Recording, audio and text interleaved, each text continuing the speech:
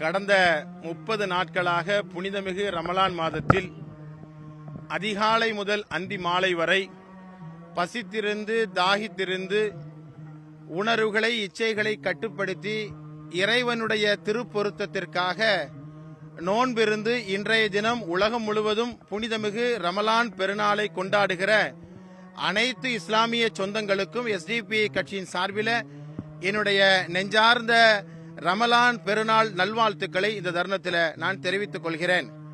இந்த 30 நாட்கள் நோன்பிருந்து கிடைத்திருக்கிற இந்த பயிற்சி அண்டை அயலாரோடு இணங்கி வாழ வேண்டும், அதுபோல இல்லாதோருக்கு வழங்கி வாழ வேண்டும், இறைவனை வணங்கி வாழ வேண்டும் என்கிற உயரிய தத்துவத்தை இந்த ஒரு மாத காலமாக கடைபிடித்து அதனால் கிடைத்திருக்கிற அந்த பயிற்சியின் மூலமாக தமிழகம் மட்டுமல்லாது இந்தியா முழுவதும் வாழுகிற மக்களுக்கிடையே சகோதரத்துவத்தை, நல்லிணக்கத்தை, பசியிலிருந்து மக்களை விடுவிக்கிற மாபெரும் பணியை இந்த பயிற்சியின் மூலமாக கிடைத்திருக்கிற இந்த வாய்ப்பை பயன்படுத்தி இந்த முஸ்லீம் சமூகம் இந்த உலகத்திற்கு வழங்கிட வேண்டும் என்று நான் கேட்டுக்கொள்கிறேன். அத்தோடு சிறைகளிலே வாடுகிற குறிப்பாக பலஸ்தீனிலே மீண்டும் தாக்குதல் நடத்தப்பட்டுக் கொண்டிருக்கிறது. பல்லாயிரக்கணக்கானோர் படுகொலை செய்யப்பட்டிருக்கிறார்கள்.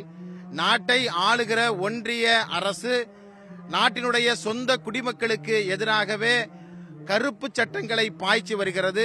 UAPA, வக்ஃபு போன்ற சட்டங்களுக்கு எதிராகவும் நாட்டிலே பாதிக்கப்பட்டு சிறைகளிலே அடைக்கப்பட்டிருக்கிற குறிப்பாக எஸ்டிபி கட்சியினுடைய அகில இந்திய தலைவர் மரியாதைக்குரிய MK ஃபைசி உள்ளிட்ட ஜனநாயக சக்திகள் சிறைகளிலிருந்து வெளிவரவும் பசியிலிருந்து இந்த மக்கள் விடுவிக்கப்படவும் இந்த புனிதமிகு இந்த நன்னாளில எல்லாம் வல்ல இறைவனை எஸ்டிபி கட்சியின் சார்பில் நாங்கள் பிரார்த்தித்து மீண்டும் ஒருமுறை உலகம் முழுவதும் புனிதமிகு ரமலான் நல்வாழ் பெருநாளை கொண்டாடுகிற அனைத்து சொந்தங்களுக்கும் எஸ்டிபி கட்சியின் சார்பில் என்னுடைய நெஞ்சார்ந்த நல்வாழ்த்துக்களை தெரிவித்துக் கொள்கிறேன். ஈத் முபாரக்.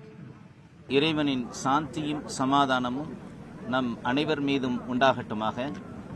இஸ்லாம் ஒரு அமைதியான வாழ்க்கை வழிமுறை.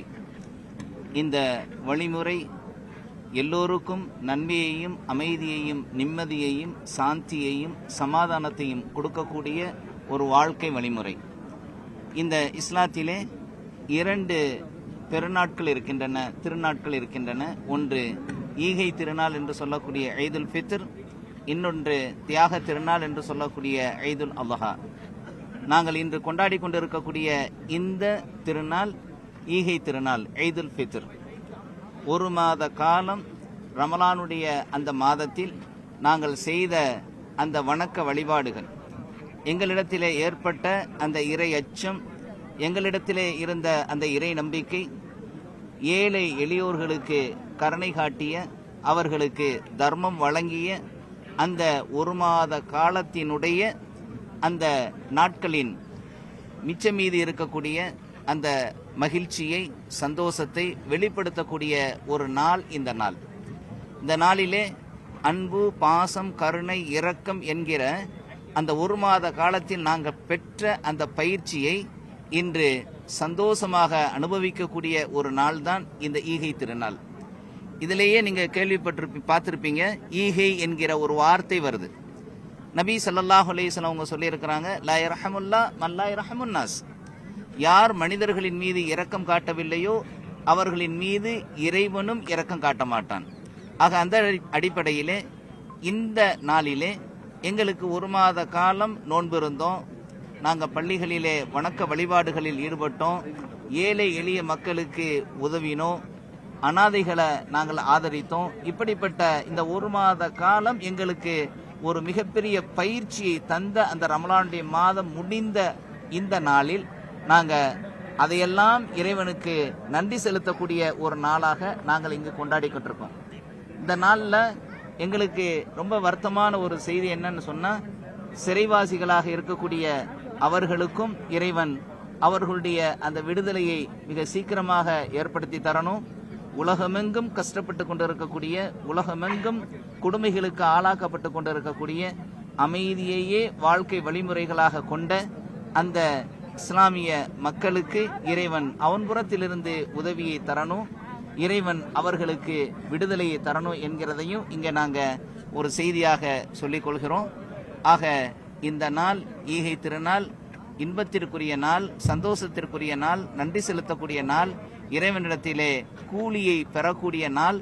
இந்த நாள் எங்களுக்கு இதனுடைய முழு நன்மையையும் இறைவன் எங்களுக்கு இந்த உலகத்திற்கு பிறகு, இறந்ததற்கு பிறகு, அந்த மறுமை என்று சொல்லக்கூடிய அந்த நியாய தீர்ப்பு நாளின் அந்த நாளிலே இறைவன் வழங்குவான் அல்லவா?